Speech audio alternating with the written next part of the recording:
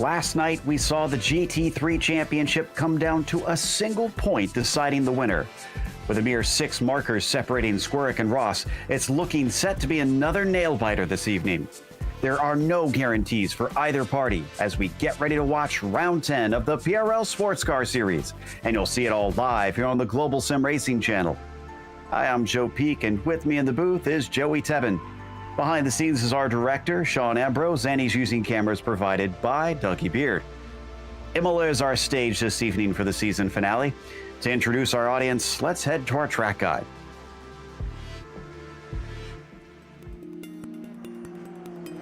Welcome to the Autodromo Internazionale Enzo e Dino Ferrari, but most race fans know this place as simply Imola.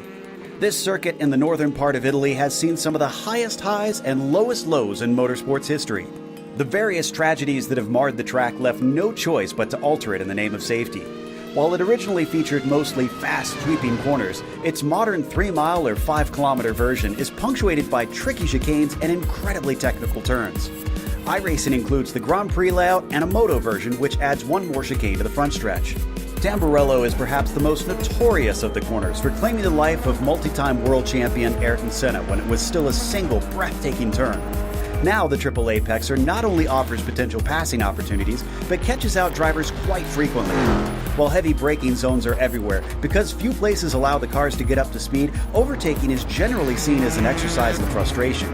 As if to almost counteract this quality, the track itself is situated in a gorgeous public park and sends the drivers through the beautifully calming Italian countryside.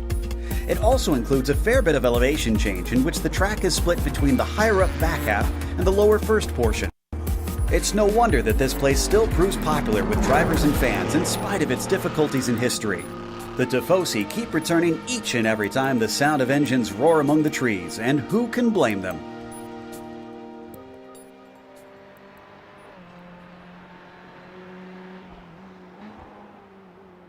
Well, Joey, it's mixed class racing around a tight track where it's tough to pass. What are we expecting with this?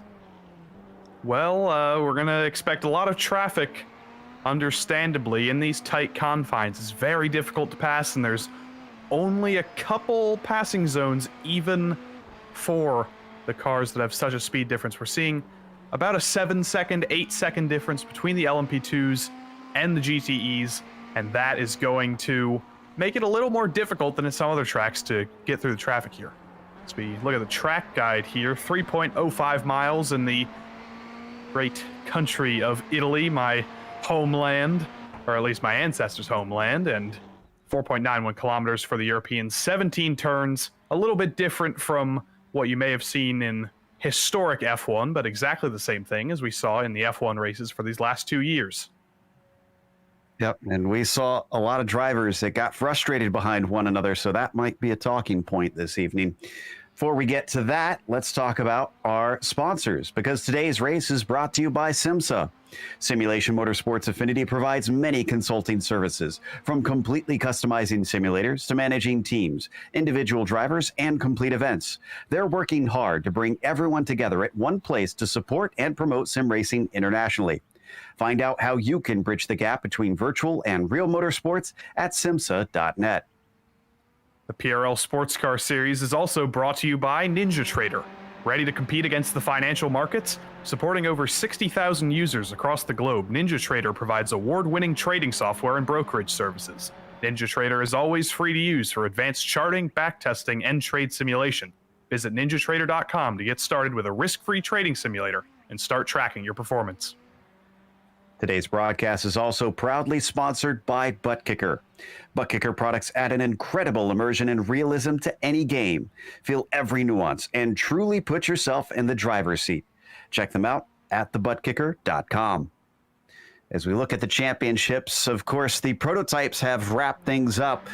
So essentially here it is between Calquin and Layton, as well as Eisler, to decide who finishes second, third, and fourth.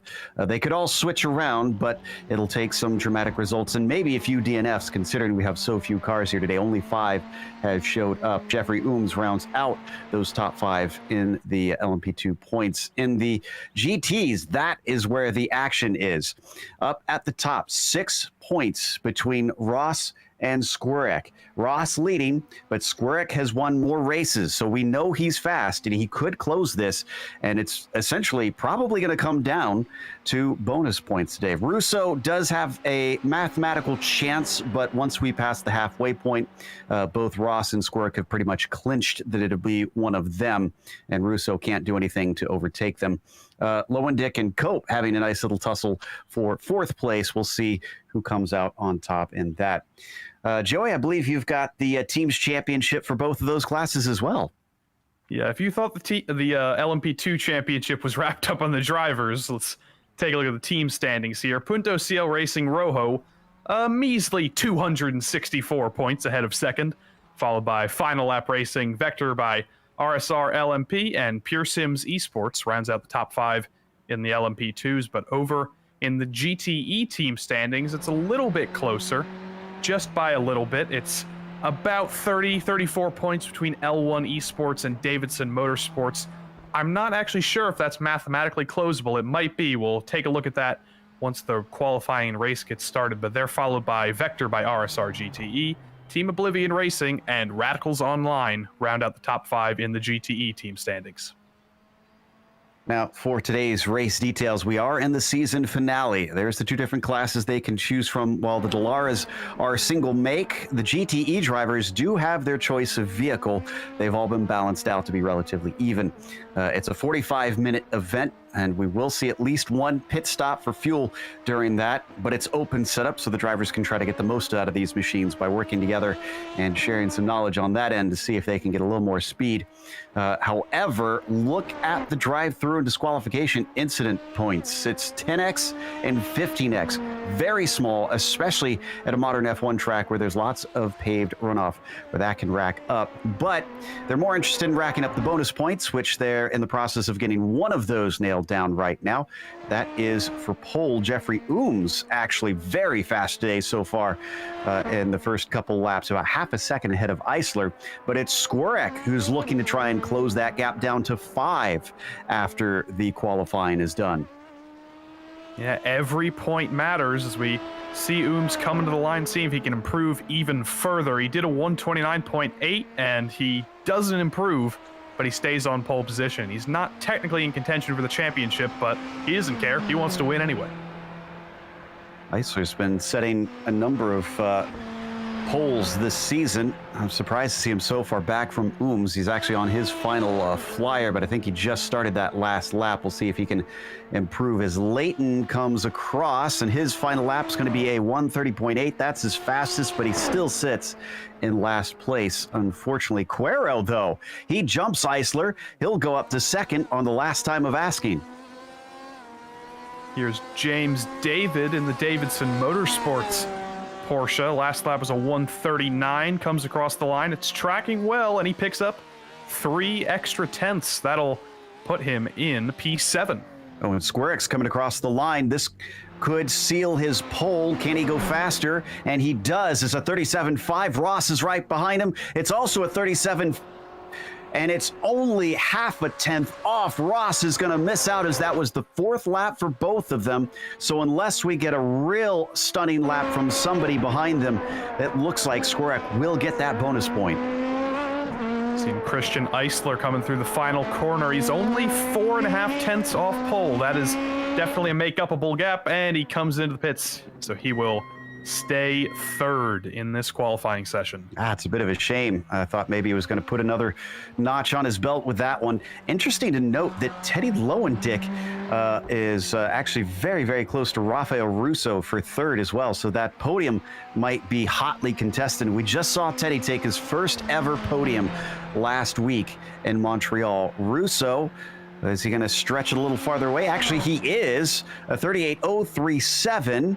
That'll put him about 3 more tenths farther away from Teddy. Maybe that'll scare him off. Lou Barretto is the last one, and that means that our qualifying is over. So we'll let those last few seconds tick down, then we'll go through your starting order today. Only 19 cars, actually 18 that appear able to start, as we won't have Thomas Cope with us. So now the session has switched over. Let's head through that starting order.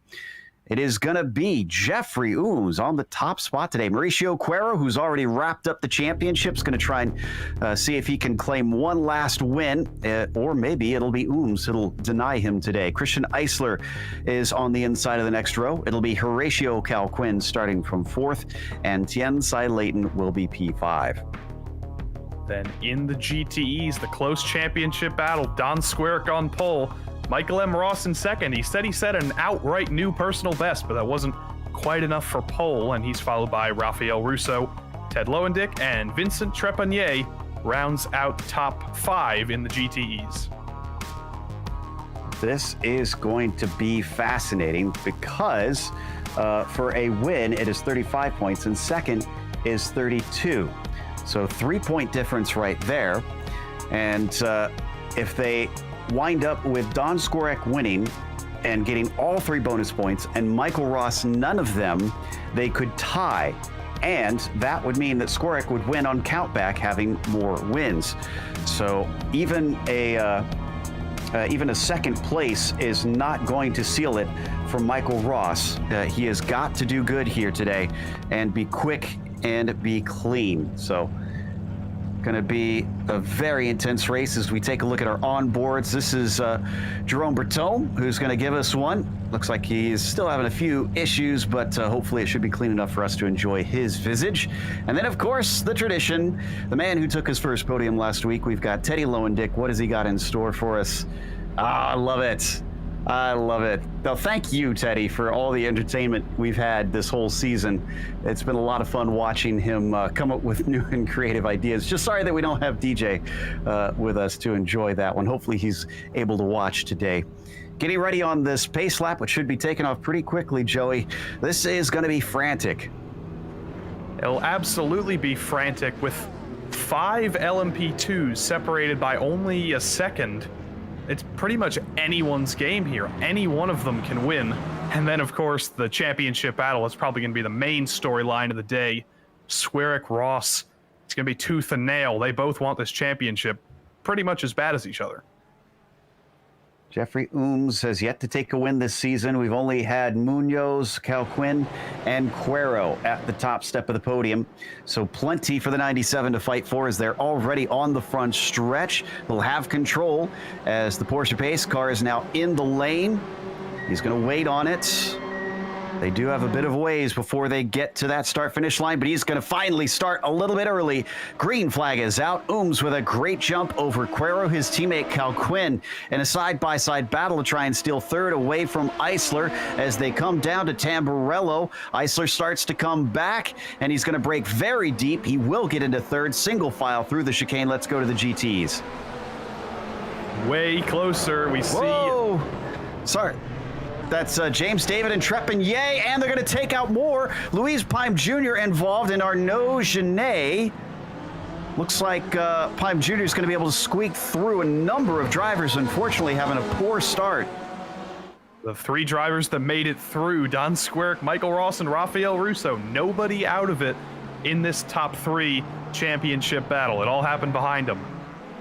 And that opened up a huge gap, which means our 3 potential championship winners basically have this to themselves. A little bobble from Teddy trying to get the power down as that BMW complains on throttle. Yeah, that thing does not have a nose, so understandable he's having a little bit of aero trouble as someone tries to pass him around the outside here. Someone spun. Is that Russo? I think that's... No, it's not Russo. Lavier and Trepanier had to take avoiding action. That was Jerome Bertome, sadly. I think he did hit the wall, but he's going to get the car rolling. Boy, a wild start to this race, and we've only completed lap 1 just now with Jeffrey Ooms pulling a gap of about 1.2 seconds over Cuero.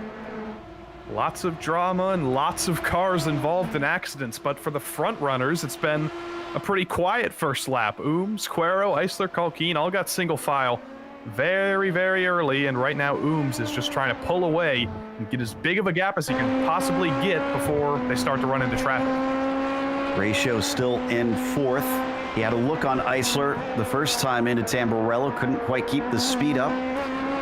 So as they come out of Villeneuve now and through Tosa, good to note that really these top 5 have not spread that far apart, so hopefully we'll get some good racing despite a smaller field here on the prototypes.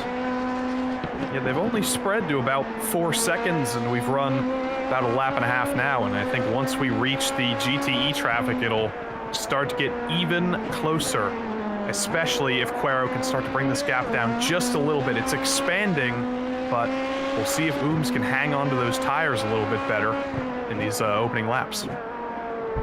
Take a look at our prototype leader coming out of Alta. Also interesting to note that despite all that insanity, only Arnaud Genet took a tow and Vincent Trepanier drove it back to the pits. Everybody else has stayed out. I'm kind of shocked that Lowendick did with that missing nose. We're going to look at our leader over in the GTs. Squirrek able to lead Ross by about 2 seconds. We've seen this story before. Don can be fast on his day, which is not a good sign for Michael. Yeah, Don's just got to focus on pulling as much of a gap here before the LMP2s start to reach them and start to maybe move them out of the groove a little bit. And looks like he's succeeding at that. He's opened the gap up to over 2 seconds now. But Russo is actually a lot closer to Ross, and that might be the battle we need to watch here. Absolutely. Russo could spoil the party for Michael. If he overtakes him, then he really will be in trouble. And I'm not sure if he'll have much recourse to try and keep ahead of Squirrek in the points. Right now, if he sits in the second place and gets the clean race bonus, he will be able to beat Don no matter what Don scores. But that, of course, is no guarantee at this track. Since they've spread apart, let's see if we can look at one of the replays of the starts. Let's see which one we've got spooled up here.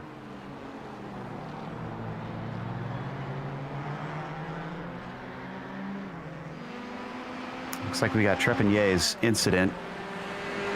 So as we get that put on screen. So this is coming down into Tamburello. This was the initial incident. I only just looked over, saw cars starting to spin here, Joey. Did you? Whoa, 4 wide. Well, that might have something to do with it. Yeah, it kind of looks like the start of the Indy 500 a couple days ago, but unfortunately, all of these drivers didn't get away with it. Just a little bit of a crossover, and that just kind of kicks everything off. Not much space to avoid these kinds of crashes. A couple spinners, a couple into the wall. This is James David's perspective. His teammate got into a car, then his teammate came into him. Not sure who that was exactly.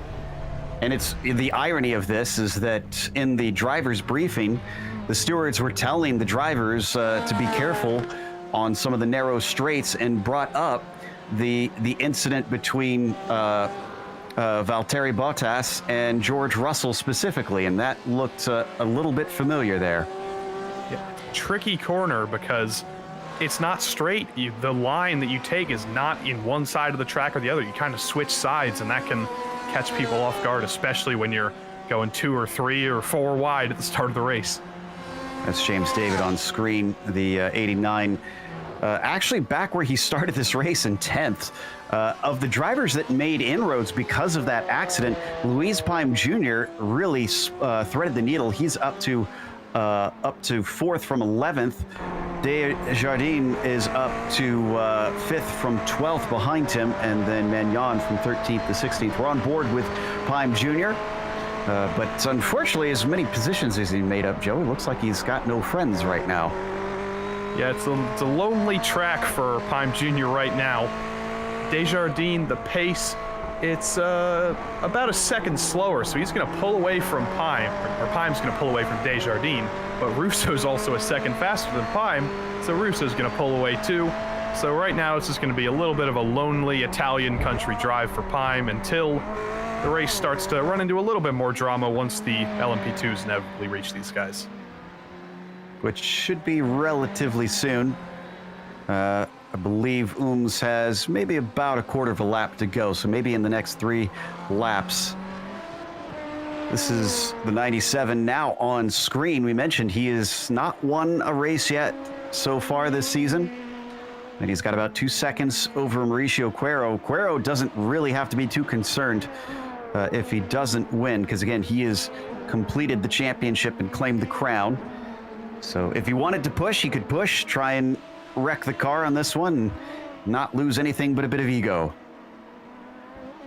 Yeah, that's what I would do in this situation. If I got nothing to lose, I'd be pushing as hard as possible. But for all we know, that's what Mauricio Cuero is doing, and it just isn't enough because Jeffrey Ooms seems to have this place figured out, and he really wants that first win. We saw the gap come down a little bit in the opening laps. I thought Cuero would have the advantage, but now it's going back Ooms' way.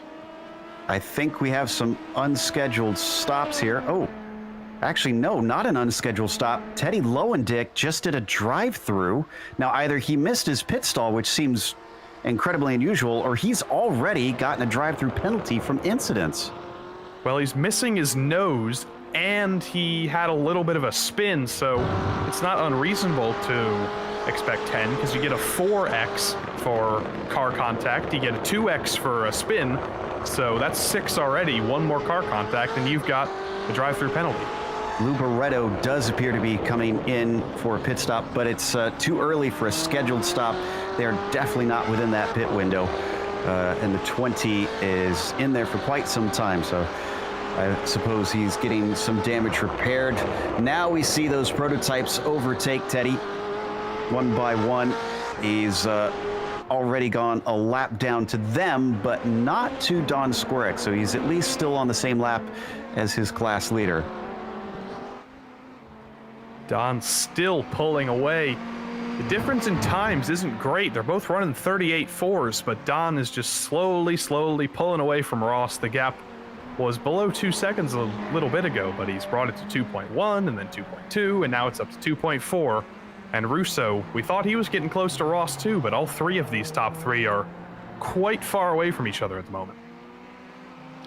As we take a look at the lap comparison between our two championship main rivals, and Ross, yeah, very consistently slower than Squirek. Even worse news is Don's got the fastest lap bonus right now at a 38.1, at about 0.3 of a second quicker than Michael. So either he'll have to find a whole lot of pace or a really good slipstream to try and steal that. If he doesn't get it away again, he basically is contingent on that bonus for a clean race to be able to keep Don from clinching here today. There's the distance between the two of them, and we are only 10 minutes into this race.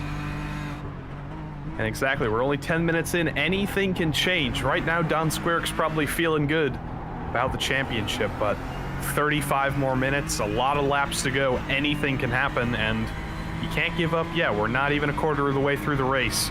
Ross is going to keep pushing. And that last lap for Ross was actually faster than Squirek, a teensy little bit. It was only about 0.02 of a second, but that's better than losing time, so maybe he's starting to make inroads again. Let's head back to 5th place. Philippe Magnan, who gained a bunch through others' attrition, might have to pay the piper here because pace is not enough to keep him ahead of Lavilliere, at least away from him. We'll see if his pace is enough since it is tough to pass here. Gabriel is unfortunately going to run out of track here on the run up to Tamburello, but a little deep there for Philippe Magnan. Almost looked like he might give it away, and it's another good run from the 338. Is he brave enough to try it into Villeneuve? No, not quite yet. Yeah, nowhere near close enough to try that, but he gets the switchback here. The BMW versus the Porsche in Italy, and the BMW looks like it's going to win out around the outside of Tosa, and that is number 6 for Laverdiere. 5 more seconds to make up to the next car, but it looks like he's got pretty good pace today. He started in 7th, so now he's actually back to a net gain. Here is Gabriel. So at least he'll have that positive to take out of today. Oh, and it might be up quicker to the next spot. In fact, there goes Marc-Andre, who was off at the side of the track. You can see him just coming back on in that blue and white Ferrari. Let's look at the replay. Aqua Minerale, Joey has bit another one. Yeah, no harm, no foul. He didn't hit the wall, but as we can see him going down the hill, this is a super difficult corner. You got to get on the brakes pretty much while turning, and if you get on that curb, it unsettles the car, and he goes for a spin. It'll probably be a loss of control, a 2x there, maybe an off track, but he didn't hit the wall. He's got no damage, but he'll just have to be a little bit more careful trying to get off tracks for the rest of the races. there's Jeffrey Ooms right behind him. The LMP2's running into more traffic here. We hop on board with Ooms. That puts Lavadier up to 5th, by the way. And he's going to easily be able to get by Desjardins. Stays off to the side. Absolutely chucks the car into there. We're going to watch from Cuero now, who faces the same car immediately after. He's got it down to 1.7 seconds, so he's chipped away a little bit at that lead gap. Yeah, it hasn't even been because of traffic. Cuero's just been a little bit faster, but the traffic is definitely playing a role as Ooms gets by, I believe that was Magnan or David, either one of them in the Porsche. The orange car helping out the other orange car a little bit, as now Cuero's going to catch him in this really not great place to catch a lap car, almost into the back of the Porsche there, but he makes it through. That was Magnan there in the number 431 getting lapped, still running in 6th position. Well, after 2 spots and essentially 1 lap, Gabriel's got, let's see, 8 seconds now to Louise Pime Jr. Another one of those cars slightly out of position. If Louise can keep up the pace, maybe he can cling to this 4th position. We'll have to wait and see. A little bit of damage, though, on the front of the 338. That's probably not helping his straight line speed. Definitely not. Just a little bit of a crunkle there from that lap 1 melee. But Lavadier hanging on in 5th place right now. The Magnan isn't necessarily catching, but he's not leaving him behind either.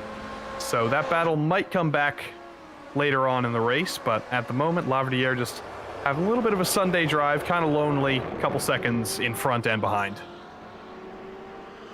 Still credit to him for that recovery. Just about have all of our field in the GTEs lapped at this stage. Louis Pime Jr. just got passed by Ooms and Tosa, so that leaves only 3 more cars up at the top. Skorek, Ross, and Russo. They're estimating they'll probably get lapped twice over the course of this race.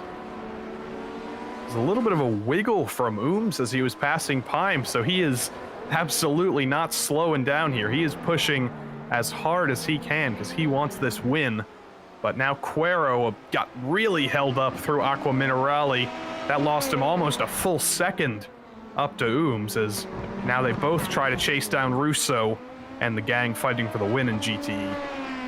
2.6 seconds now from Mauricio to Ooms. There we see him with 2/3 of the race left to go, 30 minutes left on the clock. The pit window is probably opening about now. Whoa! And in the background, Cuero also pushing really hard. Tail almost coming out from underneath him. Let's take a look at the replay. You see him coming down the hill here through the second to last corner. Everything's looking fine. And as he comes through the final corner of the track, you see him get one wheel on the gravel, and that could have killed him if he was not careful. He's lucky he was able to save it, but if he got just a little bit deeper into that gravel, I think he would have been taking a big old bite out of the inside wall there. Fast hands on that recovery. Just one little blip, and it was back straight. As he works his way out of Tosa, it's up to 3.3 seconds now. Little mistakes like that will certainly keep him from getting close enough for the win.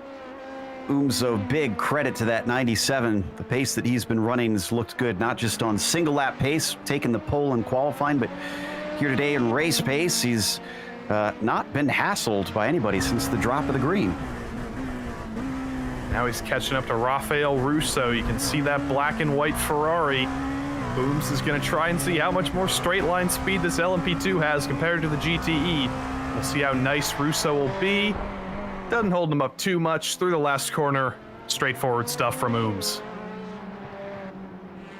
Yeah, that field got thinned out a little bit from an already small contingent. We still haven't seen the likes of Genet and Barretto back on track. Barretto having retired a little bit after the initial incident at the start, but Genet gone from lap 1 effectively. 97 down into Tamburello. Car definitely looks like it is hustling. Quero's catching Russo here, but he caught him at the worst possible place. Got a little bit of a draft down the front straight, but through the first couple little chicaney corners, he was just had to park it behind the Ferrari. Couldn't pass until they finally got onto another straight, and that's another second lost. Seems to be catching the traffic at the perfect times, and Quero seems to be catching the traffic at the worst possible times. Such is the nature of multi-class traffic, multi-class racing, especially at a twisty place like Imola. But you said it earlier, Joey, there's still a lot of race left to go. 27 minutes on the clock to be exact, and anything can happen out there. Ooh, Marc-Andre Desjardins has caught up to Magnan.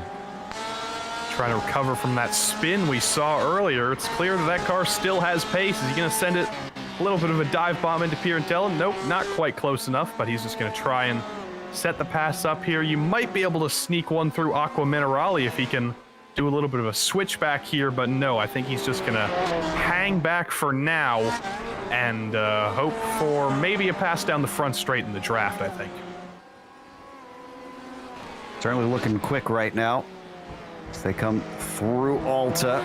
If they start battling, though, in the background, that Davidson Motorsports Porsche you see is James David in 8th position. That is for a spot. I'm sure he'd love to see them start to slow each other up, give him a shot at taking a 2-for-1.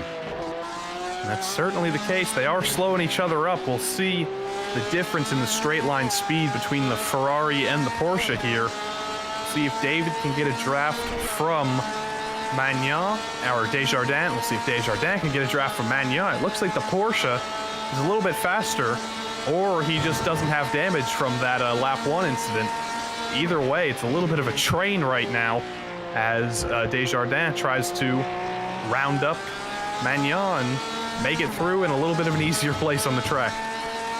As we rode on board with David, he didn't really claw them in like he probably would have hoped. Oh, a little offline there for Magnan. And Marc-Andre gets a chance to stick his nose in down at Atosa, but he can't get the overlap. Shutting the door, Philippe Magnan retains 6th place, tries to get a better exit this time out of this corner. Up to Piratella. He's going to be safe for the time being. I think if there were 5 minutes and 24 seconds left in the race rather than 25 minutes, he would be a little bit more aggressive here, but right now he seems happy to just ride in the toe here. Maybe wait for Magnan to make a mistake, which could happen. He is absolutely hustling that Porsche, but Desjardins definitely seems to have the raw pace as they go through the chicane here. Desjardins trying to set up a little bit of a switchback all over the curb. Down the hill, I think he might have a shot here. Oh, it's looking good, but he doesn't have enough space. He'll have to go to the outside, down into Ravazza. Both of them braking as late as possible. Philippe Magnan gives him just enough space to the outside. He's going to be shallow into the corner. This is onto the longest straight on the track. Did Marc-Andre get the exit he needed? It's not looking quite like it. Maybe the slipstream will help him farther down. James David has caught up because of that side-by-side racing, but he's not in the fray yet. Here comes Marc-Andre around the outside, coming up to Tamburello. This is for 6th position. Deep on the brakes, the Ferrari is going to take it. Finally gets it done. Well done. It wasn't the best exit out of the last part of Ravazza, but he made it work as here comes David. It's the 2-for-1 special against Magnan. But Magnan doesn't make it too difficult there as David gets through. Now we have to see if he has the pace on Desjardins. We haven't seen these two racing against each other, but I think David's still got a lot of pace in that car, and he might be able to bring that gap down and fight for 6th here.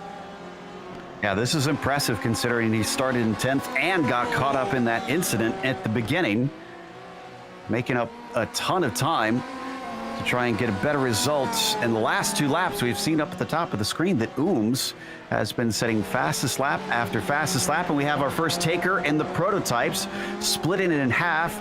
Horatio Calquin is in pit lane. Going for a little bit of an undercut here. He wasn't really fighting for the lead here, didn't quite have the pace. He was around 3rd or 4th for the entirety of it, but no better way to bring your way up the field than a little bit of strategy. He brings down, he's gonna refresh that car and get back out there and try and break up the Ooms' domination up front.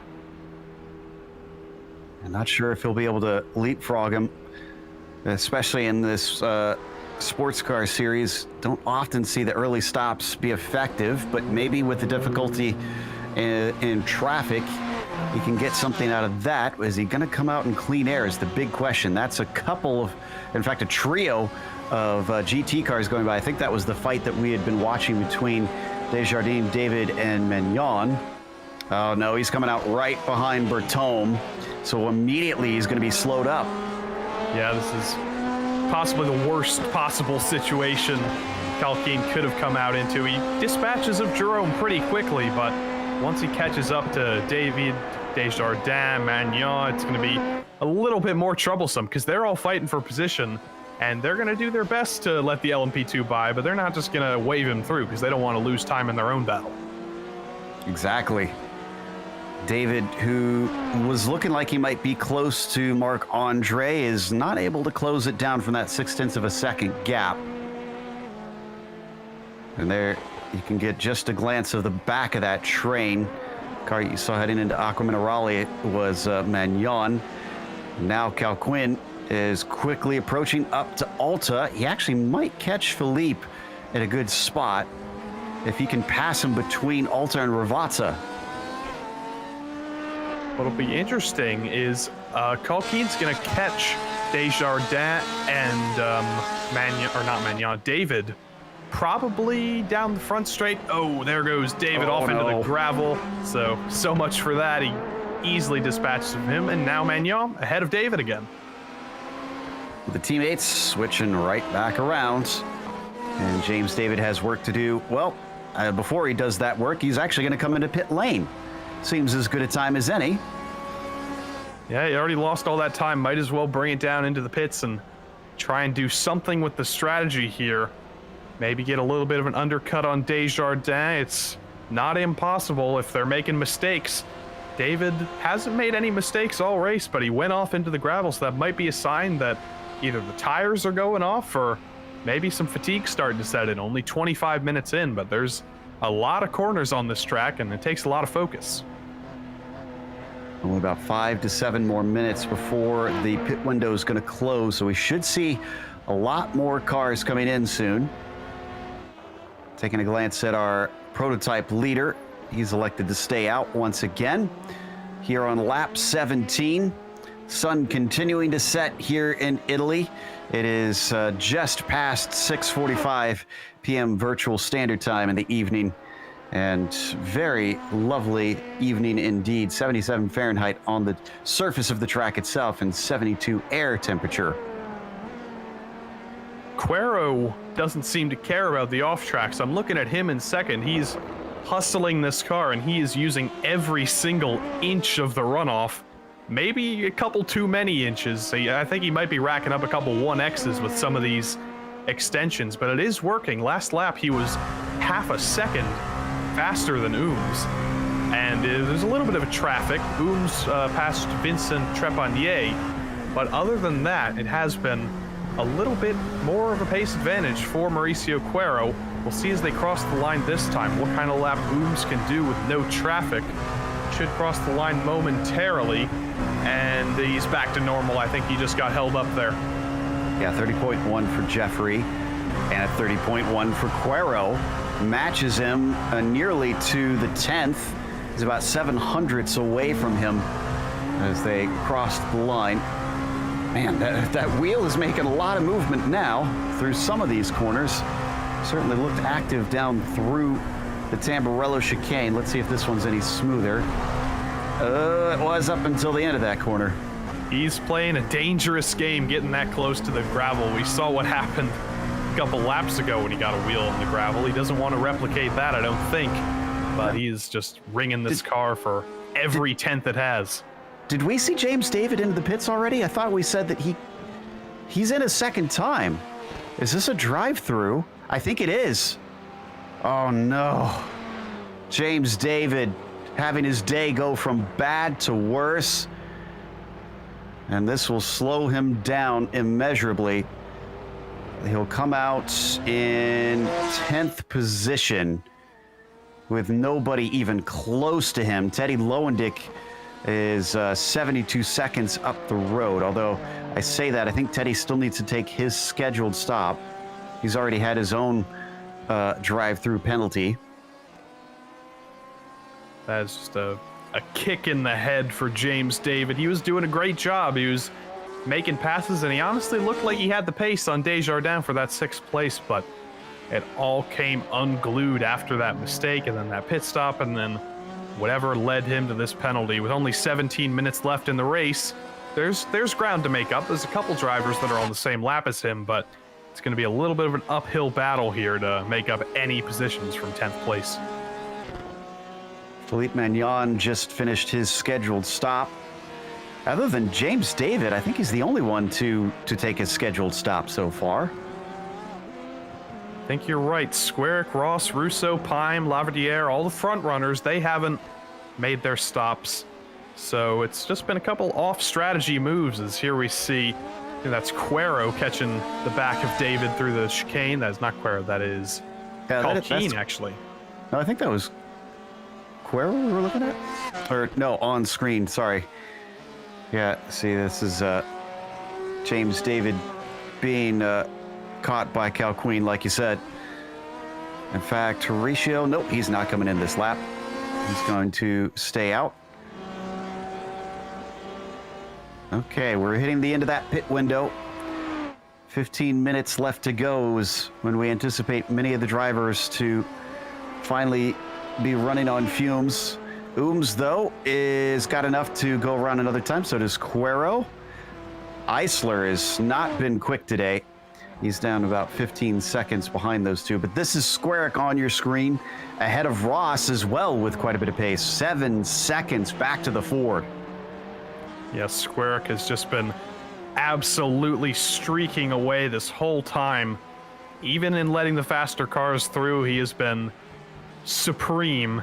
Hasn't lost any time to Ross for pretty much the entirety of this stint. He's just been constantly pulling away, and wouldn't be surprised to see that gap by over 10 seconds by the end of the race. But also, there's still 15 minutes left. Anything can happen, and we know Ross definitely still has some pace in the tank, so it's not over. He's probably feeling comfortable right now with a 7.5 second lead, as you see him stay out again, so he doesn't have any interest in coming in right now.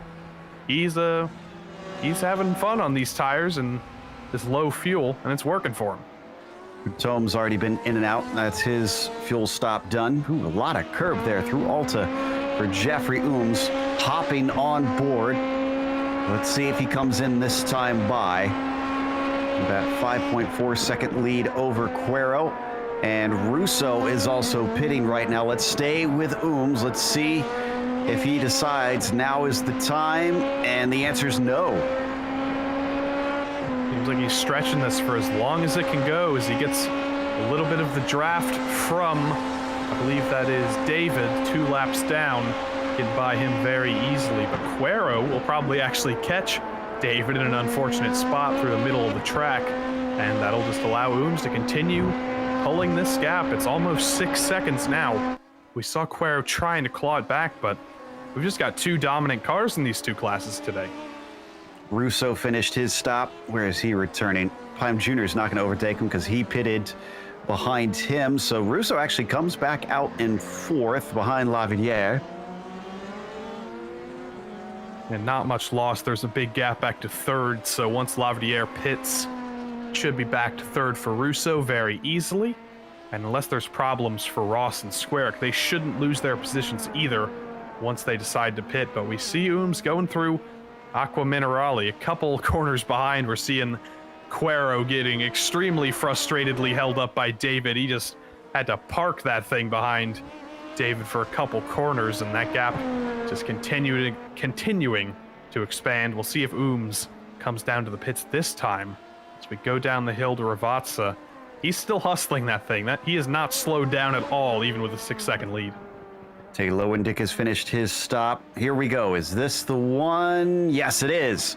Ooms is in.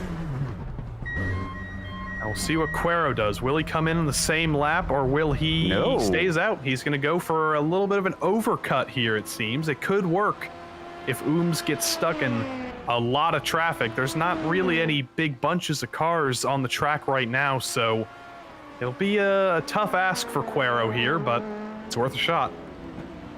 Eisler also stays out. Yeah, Quero, I think, was about 6 seconds behind Ooms there before the pit stop, so I'm not sure that he'll really be able to jump him. It'll take some dramatic happenings on track as the 97 is back out and rolling. And he will return, I think, yeah, in the 4th place. Cal Quinn won't be able to get by in time.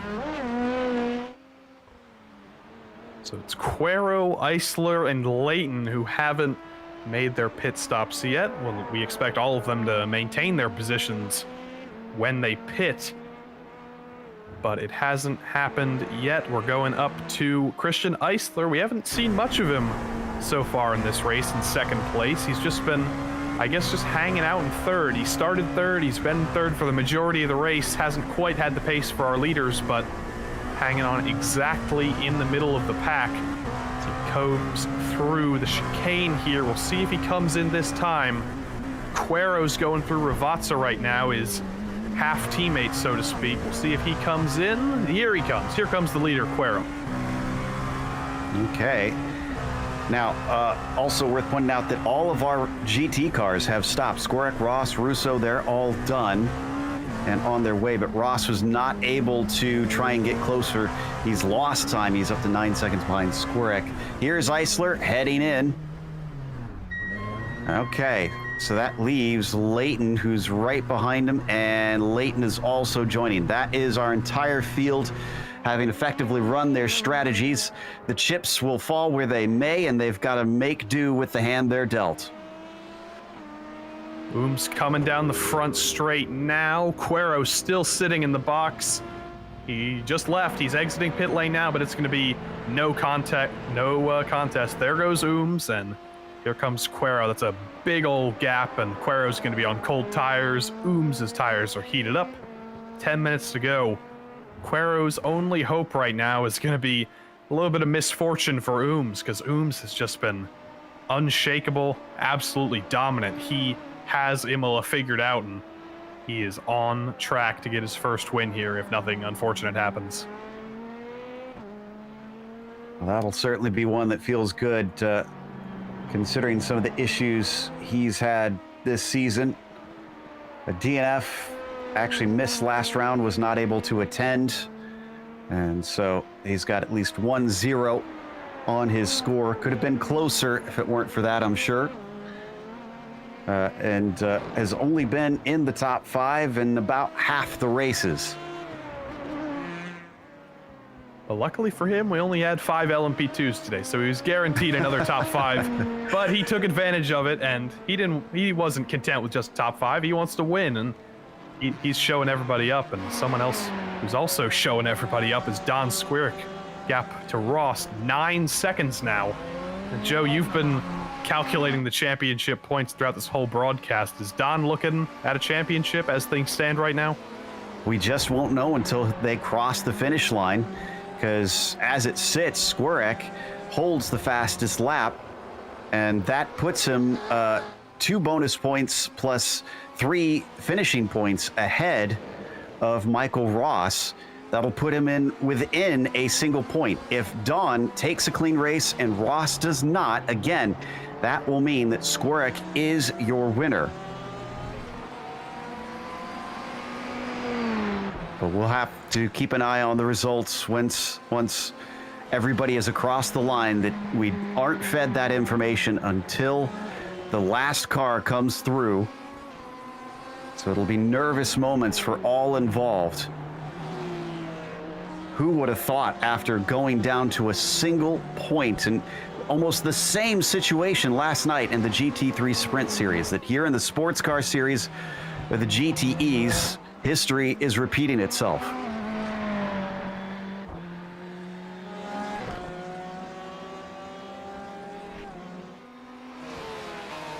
So we take a look at 217. I think this is for position with Philippe Mignon. This is for 6th. We're gonna watch, let's see what the hands are like. He might be a little frozen here. I was gonna say, very smooth hands from Jerome there. It's a very deliberate hand movements, very deliberate steering as he chases down Magnan here. Magnan's been dropping a little bit on this stint. Berthiaume just seems to have the pace, but we've seen with the car differences, it's been a little bit difficult to pass in the slipstream, but these are two Porsches, which is going to make it even more difficult with two equal cars to make a pass here. Yeah, but we don't know what the difference is on both the setup and the damage that they experienced. Both are sporting some. You can see some on the nose of Berthiaume there, the red and black machine. As for Magnan, it's always hard to tell. Those Davidson Motorsports cars have the white little accents on the nose, and I keep mistaking it. I have so many times this season for damage, but it's not. All the time when you have these geometrical liveries, and all these livery designers go all out for these cars, and they always look great, but it always messes you up a little bit, and you're like, is that weird triangle a crunch, or is that just part of the livery design? I don't know. But we're seeing Berthiaume in the draft here. Gap's about 9/10, so he's a little bit too far back to even think about a pass right now. But in a couple laps time, to start to bring that gap down a little bit, we could see the pass going through here for 6th place. Yeah, I took a closer look, and from what I can tell on Philippe's car, there's a tiny bit on driver's right on the nose. It's very minuscule, though, so I think he's doing okay. But he did qualify behind Jerome by about 4 positions, so if that pace is anything to go on, then this 217 might find himself able to overtake pretty soon. The laps ticking down with 6 minutes to go. We can't wait too long to make that happen. Speaking of gaps, the gap between Ooms and Quero is up to 18 seconds. I'm not sure if Quero made a mistake or spun somewhere, because the difference between those last 2 laps was almost 7 seconds. I'm trying to look back to see what happened to Quero. I'm looking back a couple laps. I can't see any spins or anything. Did he have a slowdown, maybe? That's possible. I'm checking to see if maybe he went wide somewhere. It is. There's a couple places where you can have that happen to you. Yeah, I'm not seeing anything drastic either. This is very strange. The only thing I could think potentially was that Quero could have short-fueled it, but his pit stop time was almost identical to so I wouldn't think he short-fueled it too much. It's bizarre, because I looked through his last 2 lap times. He was running 130s for the entirety of this race, as have most of the cars in the LMP2 class, but his 24th lap, which was the first lap after he stopped, was a 135. This lap after that was a 136. So I think saying that he may be trying to save fuel here might be right, because that thing is at an absolute snail's pace. He might just be trying to crawl this thing home for these last 4 minutes. The only other thing I can think of is that maybe we didn't see him collect some damage underneath the car, because there's nothing apparent around it. I'm looking at the bodywork. It looks pretty nice. So something on the under tray, maybe clipped one of those tall curbs. Yeah, it was a 41.8, so that's even slower. What is going on with Quero? He is so slow down the straights. It honestly reminds me of last couple laps, Alexander Rossi, 2016 Indy 500 fuel saving. And he's got Eisler right behind him, so he's going to lose 2nd place here if he doesn't start hitting the gas a little bit more. But he might not be able to if he's trying to bring this thing to the finish, as he lets Eisler by. Okay. This is bizarre. Okay, theory. Championship wrapped up for Quero. And is he teammates actually with Eisler? Yeah, they're both Punto CL drivers, just on sister teams. And Eisler's in a fight with Leighton for 3rd in the championship. Is this his ploy to get him those extra points and see if he can jump up to 3rd in the points by the end of the season? I think that might be it. We'll see this next lap. We'll see if he speeds up a little bit, because he gave up 20 seconds to let Eisler by. That's a heck of a gap to give up over some team orders. So we'll see if that's actually what they did or if it is simply just a fuel thing. It looks like Quero's picking up the pace a little bit. Eisler is not running away. So I think you may have just hit the nail on the head, Joe. As we go down the front straight, Eisler accelerating, Quero also accelerating. Yep, I think you got it. I think that was team orders. Those one of the biggest team orders gaps possibly of all time, but last gap for Quero, 135, and once he speeds up here, he should be back to normal. Yeah, because if he was running 135 now, he should definitely be falling off of Eisler, who's still consistent within the 32s. Well, interesting goings on in the season finale for the PRL Sportscar Series. And now 2.5 minutes to go. Let's see, Ooms is going to get, it looks like 2 laps to go this time by. I'm looking at the points table. Second place for Eisler will give him 32 points. And Tiensai Leighton, who Eisler's fighting with, will finish 4th with 28 points. That's only a 4-point difference. And in the championship between Leighton and Eisler for 3rd, there's 6 points. So this isn't even going to help Eisler, I don't think, unless he can pull those 2 bonus points out of the bag. But even then, that's still relying on Leighton not to get the clean race point or even the fastest lap somehow. Well, yeah, it looks like Ooms has that fastest lap right now. And I don't think we're going to see Leighton suddenly get a huge amount of speed. No offense to Tiensai at this stage, as his fastest lap is still a second, 1.2 seconds off of Ooms' fastest lap. So I don't know. Again, I think maybe this is a case of doing everything we can to get it for him. Maybe if they see that they're not going to get it, they'll switch back at the end of the race, and Quero will take that second anyways, knowing that it wouldn't have mattered. Yeah, but it looks realistic because Quero's all over the back of Eisler. If he wasn't going to pass him back, I think he wouldn't be racing him as hard as he is right now. So we should get the white flag here, and I would not be surprised if Eisler lets Quero back by, because it's not mathematically possible for Eisler to get another position here, so might as well give it back to his teammate who's been kicking him a little bit today. White flag out for Jeffrey Ooms, who has just gone by the timing line. 34 seconds, some of that slightly skewed. And in that fight that we've been trying to keep track of in the GT, Squirrx still leading Ross, but it is up to 13.5 seconds now. Is Michael seeing this one slip through his fingers, or has he kept it clean enough to be able to take the bonus he needs to claim the championship this season? Both Don and Mike have given each other high praise this season, saying whoever wins it has earned it. They've run each other ragged here in Season 2 to try and determine the champion. Both navigating one more lap, but Jeffrey Ooms coming through Pirantello right now. He's got about half a lap to go, and nothing really matters right now for him. He can afford a spin, he can afford a crash. He might be able to just crawl that thing to the line, and he's got a 35-second cushion. He'll easily be able to bring that thing home. In the lead, Don Squirrx trying to hold off Kalkeen, getting by at the last second here. No, that's Eisler. That's Eisler and Quero, actually. They haven't switched back yet. I'm not sure if they will switch back, actually. It might be something where they actually don't know the point situation entirely. So hard to say from out here. But anyways, we've got to go to Jeffrey Ooms because the checkered flag is out. And Ooms is going to be your fourth different winner this season in the prototypes, finally clinching it at the last rounds.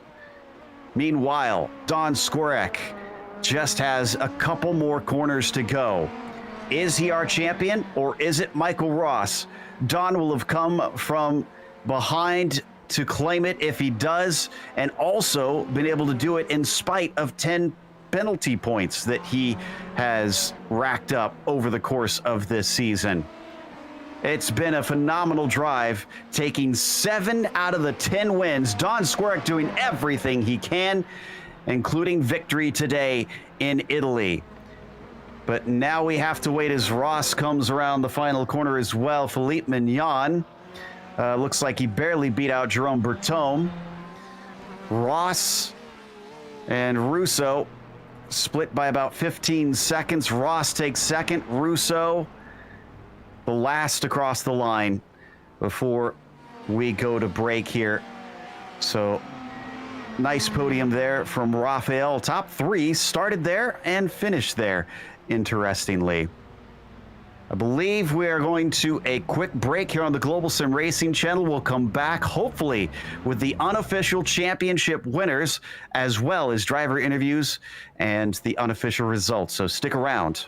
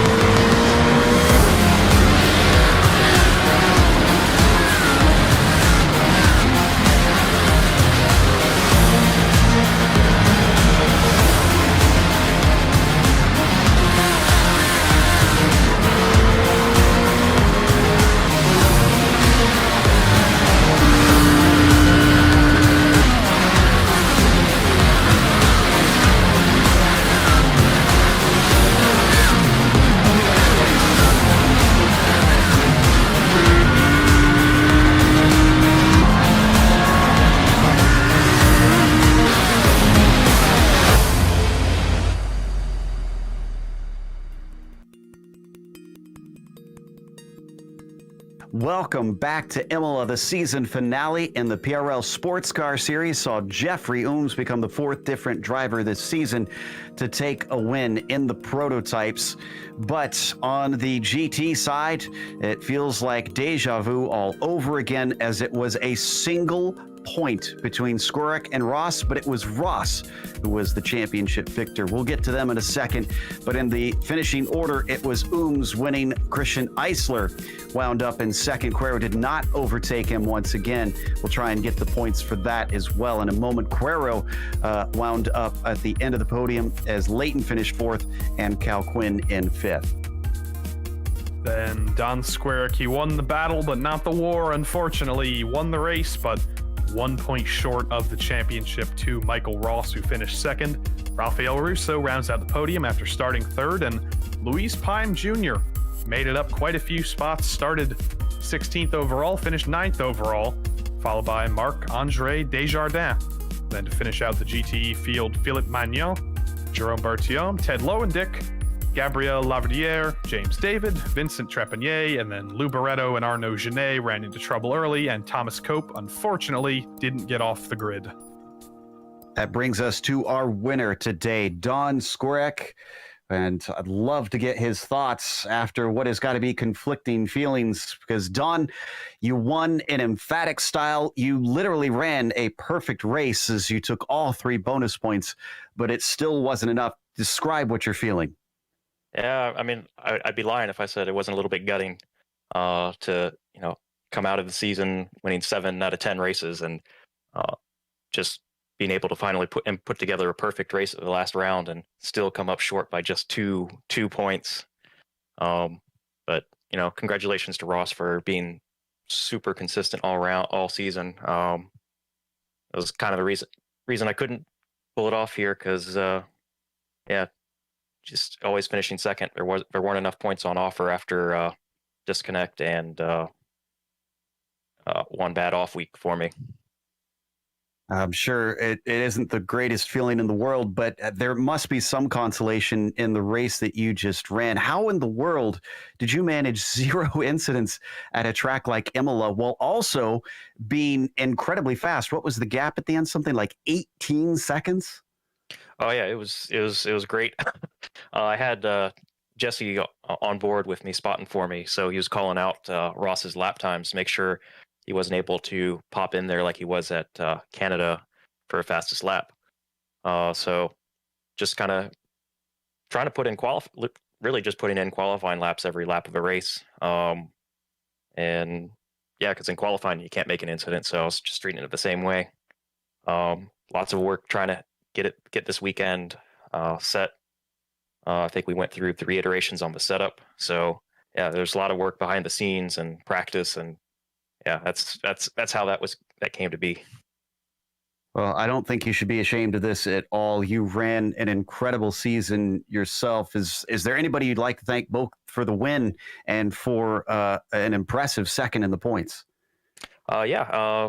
Again, all the Radicals Online sponsors: Cranfield Simulation, Turn Racing, Track Racer, JRT, Six Sideways, Simortal, and then a huge shout out to Jesse. He was on board with me today. He was helping me build setups all season long. Definitely give his Twitch stream a check. Spirit Reaper a watch and maybe a subscription too.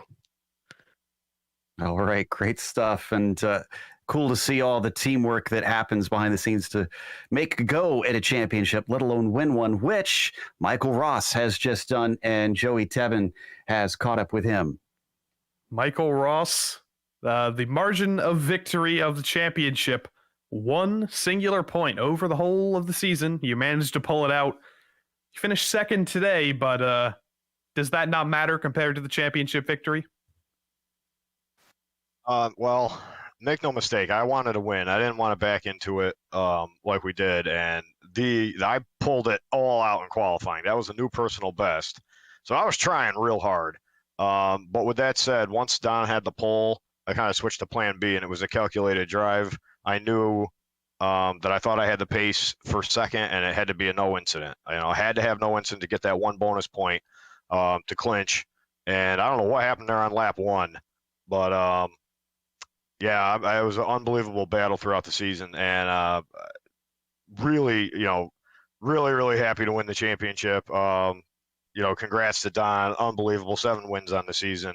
Those 2 bad races, and then really Hockenheim did it in. But unbelievable. The championship is what I was after.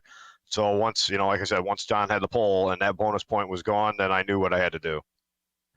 Let's look back at the entirety of the season, because you are the champion. If you could pick one race out of the entirety of this winning season, what do you think your best race was, and what do you think your favorite race was if they weren't both the same one? Good question. As far as pure performance, I think I drove the best at Hockenheim. That was the second race. That was max points, second race in a row. After Don's disconnect there at Road Atlanta, that was shaping up to be a heck of a battle for Road Atlanta. But Hockenheim, I think, was my best drive. Only a 1X, and to take maximum points out of there, that was really the turning point. My favorite race was Road America because that was a barn burner start to finish. Me and Don were never farther than 2 seconds apart, I don't think, and we must have swapped the lead 4 times in the last 2 laps. And I ran out of gas coming to the line to win that. So that was probably my favorite win out of any win I've ever had. That was an unbelievable race. So Road America and Hockenheim were definitely the 2 that were my best. Both of them were probably my best drives. And one more thing before we close here. You were driving the Ford for the whole season. Don was driving the Ferrari for the whole season. Do you think that this car helped you over the entirety of the season, depending on the tracks we went to, over the Ferrari? Or do you think they were pretty much equal overall? Man, that's a loaded question. Real quick, Don is actually faster. Don is just a quicker driver than I am. I think the Ferrari has advantages over the Ford, especially at places like this. It's real good over the curbs. I was watching him in practice. He could take those little speed bump curbs. He could hit those. I had to stay off. I couldn't touch those. So that was a little bit. But I've only ever all of my races except for like 2 in the entire time I've been on iRacing have been in the Ford. This is the car I'm most comfortable with. I know what it likes. I know what I know how to, I can get the most out of this compared to the other ones. Overall, I think the BOP is real close. I really do. I mean, I think the difference here was skill level only. I think Don's faster than me, just plain and simple. If not for bad luck, he'd have walked this championship. But I think the BOP is actually pretty close. There's a couple of tracks where the Ferrari is a clear advantage. But overall, throughout the season, I think we're pretty evenly matched with equipment. Well done in the championship. And before we get you out of here, you have anyone you want to thank for this championship run? Absolutely. All the usual cast of characters, Richard and Jeff on the iRacing forums for setup assistance. I've said it all year, man. They helped me out a lot to be able to save the tires. And a real big, I don't know if anybody's thanked him, at least not on the broadcast, to Ted Lowendick. He hosts a Monday night practice session for the PRL guys. That has been invaluable because the Ford isn't in IMSA, so there are no official practice sessions. So if I ever, to be able to run against other guys to see where you really stack up on pace is very important, and that was an unbelievable help. So thank you, Ted, so much. Thank you, GSRC, for broadcasting. You guys do an unbelievable job. PRL for the league, and just great stuff. Congrats to everybody on the podium. Rafael, amazing season. 1, 2, 3 in the points. Was top 3 in the race. I couldn't ask for more than that. Just great season. Great job, guys, all around. And thank you very much. That was Michael Ross, your GTE champion. And I believe that rounds it out with the drivers we're going to get to talk to. Mauricio Cuero, our LP2 champion, not available right now, but that's both of our champions here in the PRL Sportscar League. That was an interesting set of interviews from both of them. Loved their candidness and their mutual respect for one another. Just gave us a lot of fun over the course of the season. Of course, thanks to the PRL for this season and bringing us back, but also to our sponsors, Simulation Motorsports Affinity. Find out how you can bridge the gap between virtual and real motorsports at SIMMSA.net. And NinjaTrader. Get started with a risk-free trading simulator and start tracking your performance by visiting NinjaTrader.com. And Butt Kicker. Feel what you've been missing at thebuttkicker.com. Thanks to the companies that provide the software and hardware for our broadcast listed here on your screen. And additional thanks to June Lalonde, who provides our wonderful music. Her Bandcamp is there if you want to go visit that. Thanks to the team today, Joey, Sean, and Dougie. If you'd like to find out more about GSRC, including upcoming races, you can find it at globalsimracingchannel.com. Or check out our social media. The outlets are listed at the bottom of the screen. And if you'd like to support us, check out our merchandise store at simracingmerch.com/GSRC. We keep a link in the description below. Don't forget to subscribe to our YouTube channel so you don't miss a moment. And next race for this series will be on Tuesday, June 22nd at 9 p.m. Eastern. So we get a little bit of a break before we come back with the season opener. But we also have upcoming races for other series listed on the screen. So check those out and mark them down on your calendar, because up next, it's the Flying Huskies at Road Atlanta, 11:30 p.m. Eastern. Until next time, race clean, race hard. We'll see you on the track.